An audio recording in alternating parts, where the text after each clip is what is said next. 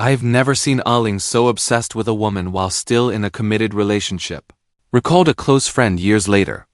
Catherine Bleynie represented everything dangerous about mixing the racing world with cinema glamour. When those two worlds collided through Alain's irresistible charm, the wreckage included not just broken hearts, but professional reputations that took years to rebuild.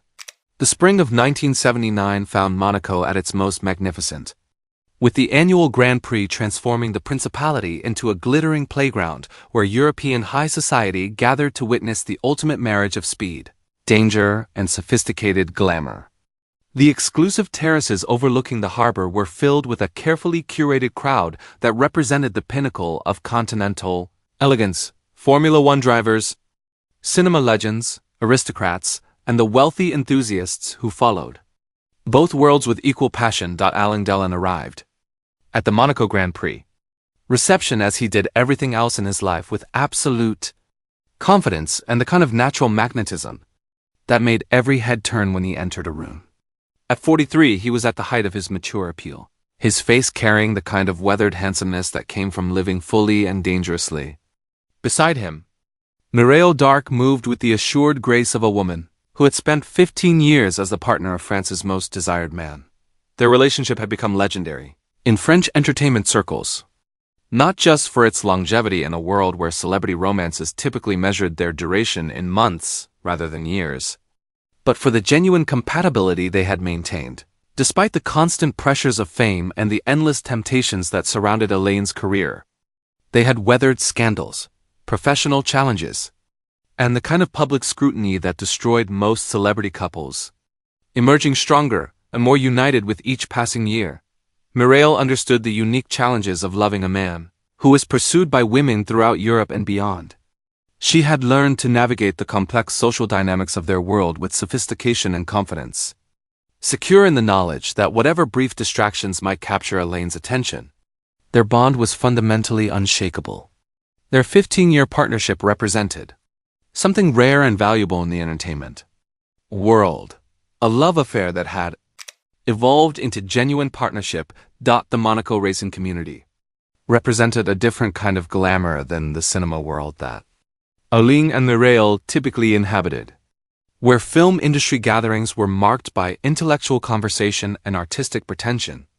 The Formula One scene vibrated with a more immediate energy, the adrenaline of life-and-death competition, the technical precision of cutting-edge automotive engineering, and the particular charisma of men who risked their lives at 300 kilometers per hour for sport and glory. The terrace where the reception was being held offered spectacular views of the harbor where million-dollar yachts bobbed gently in the Mediterranean sun, while in the distance, the famous racing circuit prepared for the weekend's practice sessions.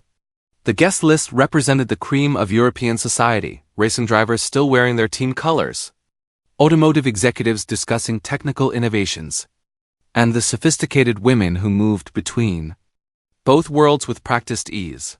But what nobody in that glittering Monaco crowd realized was that the sophisticated racing world and French cinema's most dangerous romantic were about to create a scandal that would destroy everything they touched. Catherine Bleynie embodied everything that made the Formula One social scene so compelling. She possessed the kind of refined beauty that could hold her own among international celebrities, combined with the intelligence and sophistication necessary to navigate the complex politics of professional racing. As the former wife of Didier Pironi, one of Ferrari's most promising young drivers, she had earned her place in the racing community through marriage, but had maintained her position through charm, discretion, and genuine understanding of the sport's technical and social intricacies. Her divorce from Pironi had been conducted with the kind of civilized discretion that characterized the best of European society. No public scandals or bitter recriminations.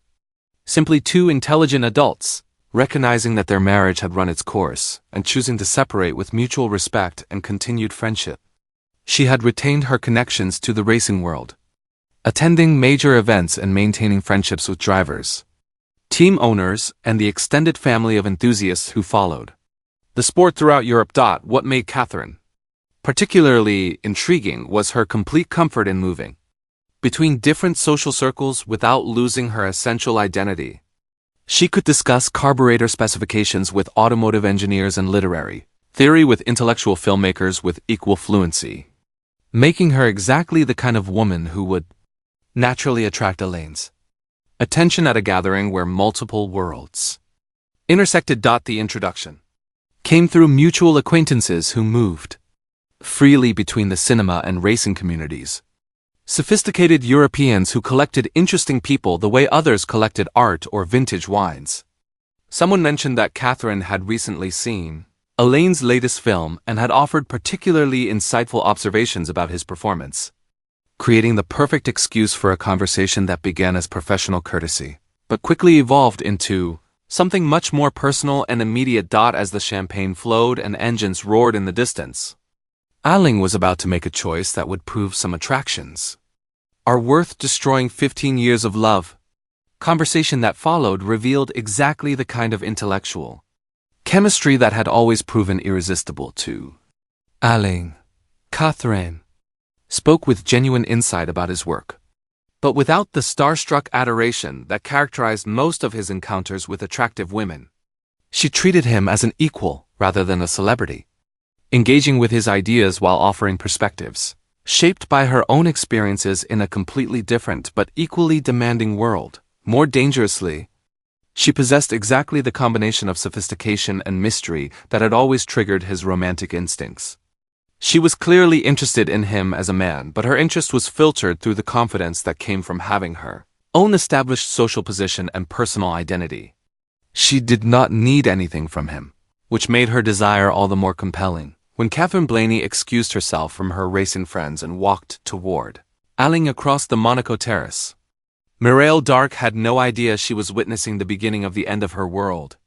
The conversation that followed seemed innocent enough, two sophisticated adults discussing the intersection of cinema and motorsport while the Mediterranean sun set behind them. But experienced observers of Alain's romantic patterns would have recognized the subtle signs that something far more dangerous was beginning to develop. Catherine's background in the Formula One world had given her a unique perspective on masculinity and risk that set her apart from the actresses and models who typically populated Alain's social circle.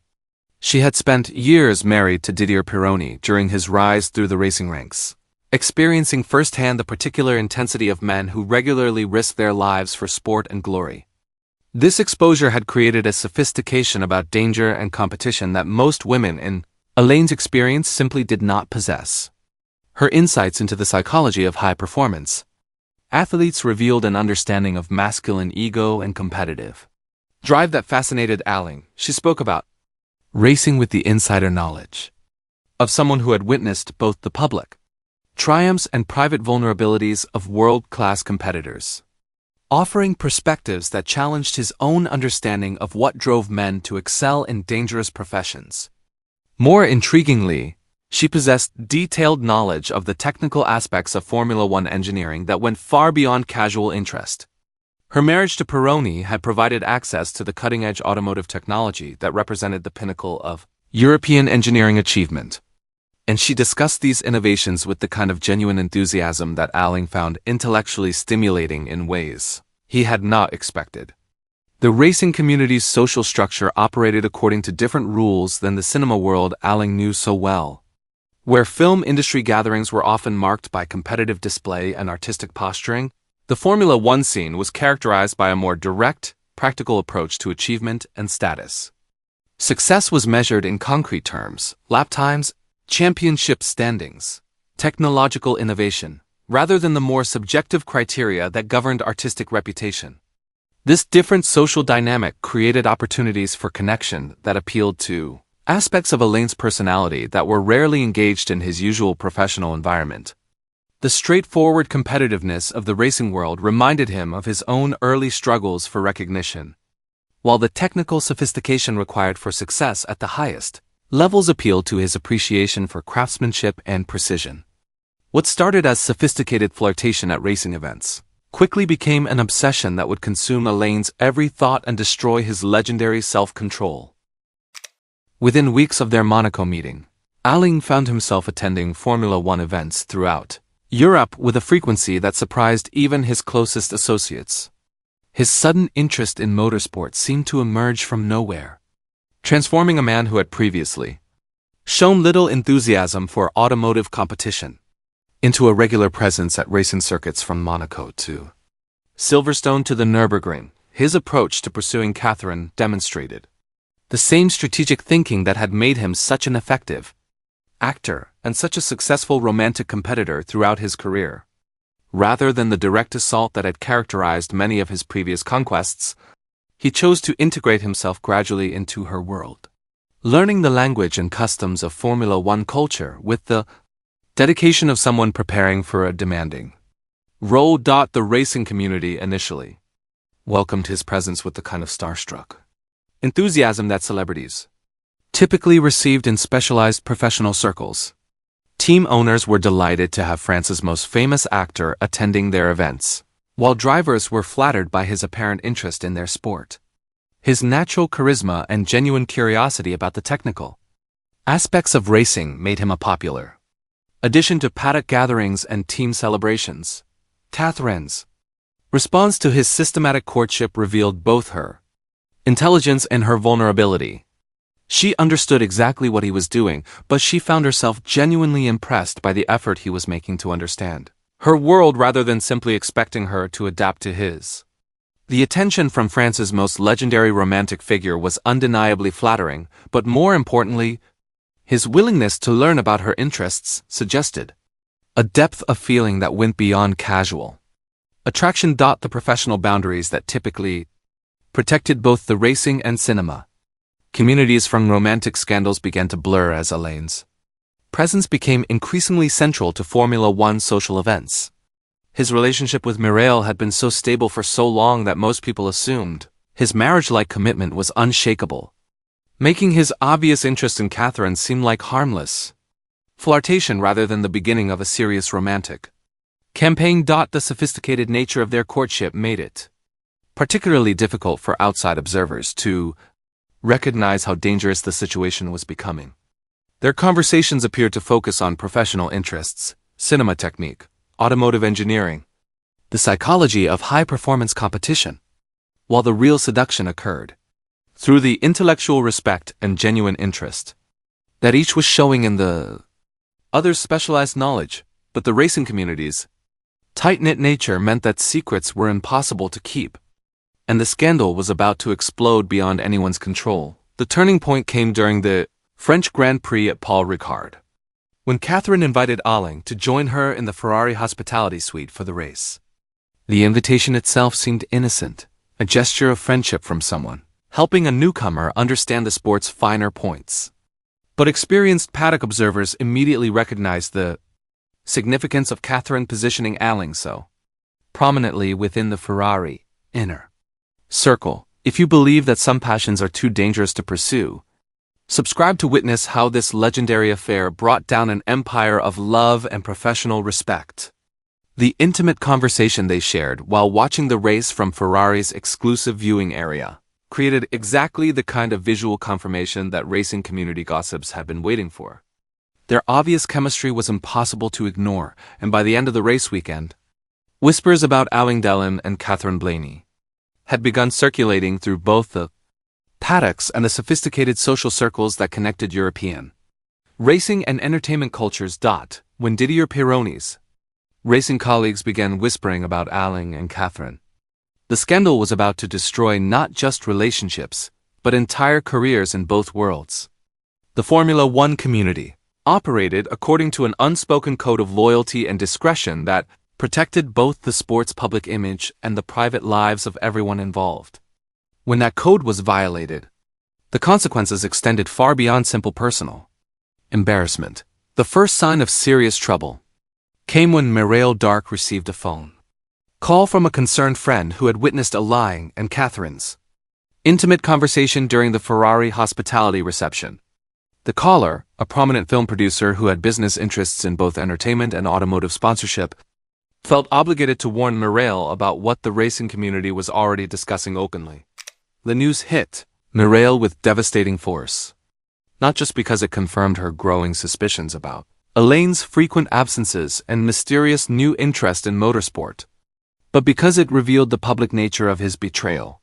For 15 years, she had accepted his occasional romantic wanderings as the inevitable price of loving a man whose appeal made him a constant target for feminine attention. But those previous affairs had been discreet, private matters that never threatened their fundamental partnership or her position in their shared social world. This situation was fundamentally different and infinitely more humiliating. By conducting his courtship of Catherine so publicly within the racing community, Alain had created a scandal that made Mireille appear either complicit or foolishly unaware of her partner's activities.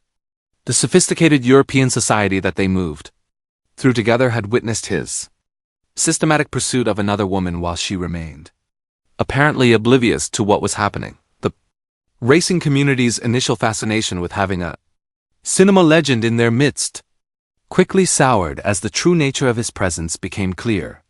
Team owners and racing officials who had welcomed his attendance at events began to realize that they had inadvertently facilitated a romantic scandal that reflected poorly on their sport's reputation for professionalism and integrity. Didier Pironi, despite being divorced from Catherine, found himself in an impossible position as gossip about his ex-wife's relationship with France's most notorious romantic figure spread throughout the paddocks.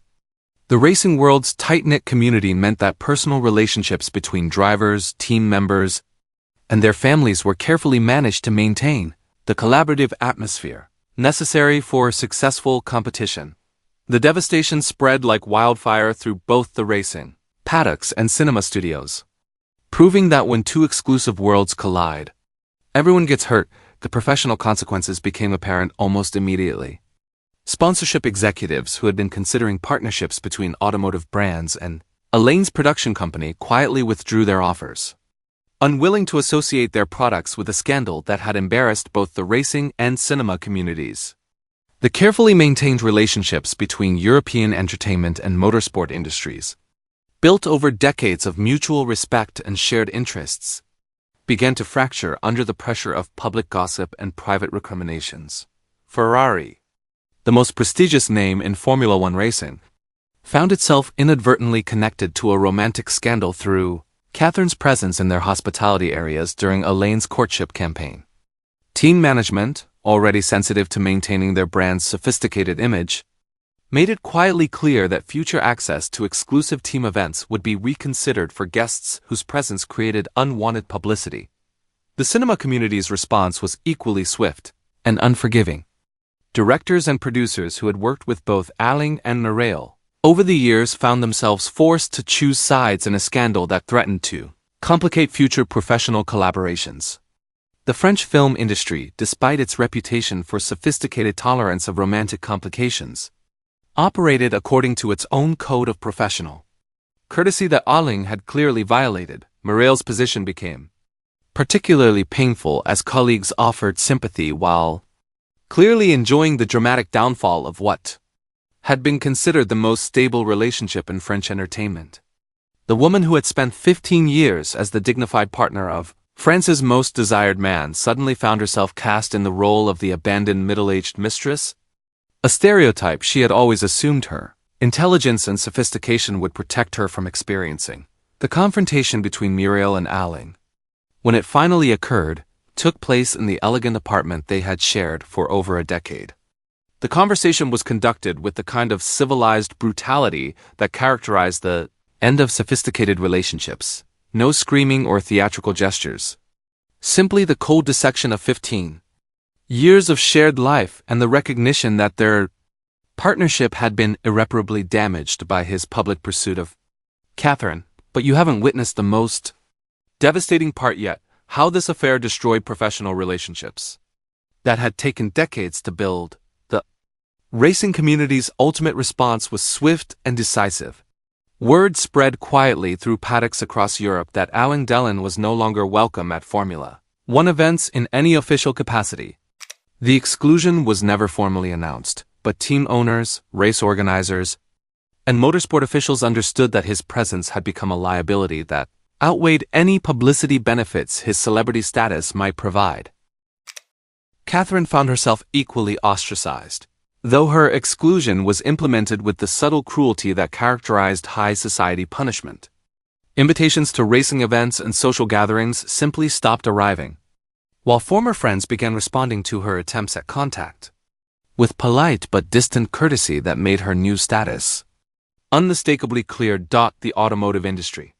Executives who had initially been charmed by Alain's apparent interest in their sport felt personally betrayed by the revelation that his presence had been motivated by romantic rather than professional considerations. Several lucrative endorsement deals that had been under negotiation were quietly cancelled, while brand partnerships that had seemed promising suddenly became unavailable. Stories like this prove that mixing professional worlds can create unstoppable destruction. Don't miss how this scandal reached its shocking climax. The most devastating blow came when prominent figures from both communities began openly questioning Alain's character and professionalism. Industry leaders who had previously considered him a valuable ambassador for French cultural sophistication now viewed him as someone whose personal conduct made him unsuitable for representing their interests. The scandal had revealed fundamental differences in how the racing and cinema communities managed personal relationships and professional reputations, differences that made any future collaboration between the two worlds more difficult and complicated. When the racing community made their ultimatum clear and Mireille delivered her final devastating confrontation, Alain faced a choice that would define his character forever. But by then, the damage had spread so far beyond the original triangle of attraction that no single decision could contain the wreckage that his obsession with Catherine had created throughout two entire professional communities. The meeting that effectively ended his 15-year relationship with Mireille took place in the study of their shared apartment, surrounded by the accumulated artifacts of a partnership that had survived every previous challenge their complicated lives had presented. Books they had read together, photographs from film premieres and private vacations, artwork they had selected during happier times, all served as silent witnesses to the systematic destruction of what had been considered the most stable love affair in French entertainment. Mireille's final words to him were delivered with the kind of controlled devastation that only comes from a woman who has spent weeks preparing for a conversation she never wanted to have. For 15 years I believed that whatever else you might do, you would never humiliate me publicly. I was wrong about that, and probably wrong about everything else I thought I knew about who you really are. The apartment that had been their sanctuary became a crime scene of emotional archaeology as they divided possessions that represented shared memories and collaborative dreams. Every book, every piece of furniture, every photograph required a decision about which life it would follow, transforming their home into a museum of what they had lost. Catherine's situation proved even more devastating than either Alain or Mireille had anticipated. The racing community's rejection of her was swift and absolute, but it extended beyond simple social exclusion to impact her financial security and personal identity. Business relationships that had sustained her independent lifestyle suddenly evaporated, while longtime friends discovered urgent reasons to avoid her company. The isolation was particularly cruel because it was implemented with the sophisticated discretion that characterized high society punishment. No one explicitly explained her ostracism, but invitations stopped arriving, phone calls went unreturned, and social gatherings that had been central to her life proceeded without her. She found herself excluded from the world that had defined her adult identity, branded as the woman who had destroyed the cinema world's most legendary romance. The final tally of destruction was staggering. 15 years of love destroyed, a woman's reputation shattered, and professional bridges burned that would never be rebuilt. The professional consequences extended far beyond the immediate participants to damage relationships between entire industries. Sponsorship deals between automotive companies and entertainment properties became more difficult to negotiate, as executives on both sides remained wary of any collaboration that might create similar complications. The sophisticated European network that had previously facilitated partnerships between racing and cinema interests contracted significantly, making future collaborations more challenging and less trusting. Didier Pironi's racing career suffered unexpected collateral damage as the scandal created ongoing distractions during one of the most competitive periods in Formula One history. Media attention that should have focused on his driving performance was redirected toward speculation about his personal feelings regarding his ex-wife's notorious affair, undermining his psychological preparation for races that required absolute concentration. The Ferrari team, despite having no direct involvement in the romantic complications, found their brand associated with a scandal that contradicted their carefully maintained image of sophisticated professionalism. Team management implemented new policies regarding guest access and hospitality arrangements that effectively institutionalized the lessons learned from the Catherine Bleynie affair. Alain's own career entered a phase of careful rehabilitation that required years of strategic choices and professional humility. Directors who had previously competed for his services became more selective about offering roles that required him to portray romantic characters, unwilling to risk having their artistic vision overshadowed by speculation about his personal conduct. The most painful aspect of his situation was the gradual recognition that his obsession with Catherine had been more about the challenge of conquest than genuine emotional connection. As the immediate excitement of their affair faded and the full extent of the damage became clear, he was forced to confront the uncomfortable truth that he had destroyed 15 years of authentic love for a few months of sophisticated infatuation. But the most tragic irony was how quickly Alain's obsession faded once he realized the true cost of his conquest. The relationship with Catherine, which had seemed worth any sacrifice during the intoxicating months of pursuit and seduction, collapsed under the weight of its own consequences. Without the excitement of secrecy and the challenge of winning her attention, their connection revealed itself as fundamentally shallow, based more on mutual attraction and intellectual compatibility than the deep emotional bond that had sustained his partnership with Mireille. Catherine's bitterness about her social and professional isolation created tensions that their relationship could not survive. She had sacrificed her position in the racing community for a romance that proved incapable of providing adequate compensation for everything she had lost. The sophisticated woman who had initially attracted Alain through her confidence and independence became increasingly resentful about the price she had paid for their affair. The final irony was that Alain's legendary romantic reputation, which had made him so attractive to Catherine initially, became the source of her ultimate insecurity. Having witnessed his capacity for destroying a 15-year relationship, she could never trust that their own connection would survive if he encountered a newer, more compelling attraction. Their breakup, when it finally occurred, was conducted with the same discretion that had characterized their entire relationship. But the damage to both their reputations persisted long after their personal connection had ended. They had become symbols of how sophisticated attraction could create devastation that extended far beyond the original participants. Years later, when entertainment journalists asked about the period, Alain would describe it as his greatest lesson in understanding the true cost of romantic conquest. He had learned that some attractions, however compelling, come with a price that extends far beyond the people directly involved to damage entire communities and professional relationships that had taken decades to build. Alain Delon's affair with Catherine Bleynie proved that some attractions come with a price too devastating to pay. Did this story of passion and destruction teach you about the real cost of betrayal? Subscribe for more incredible tales of love, obsession, and the wreckage they leave behind. If you believe that actions have consequences that extend far beyond ourselves, hit that like button.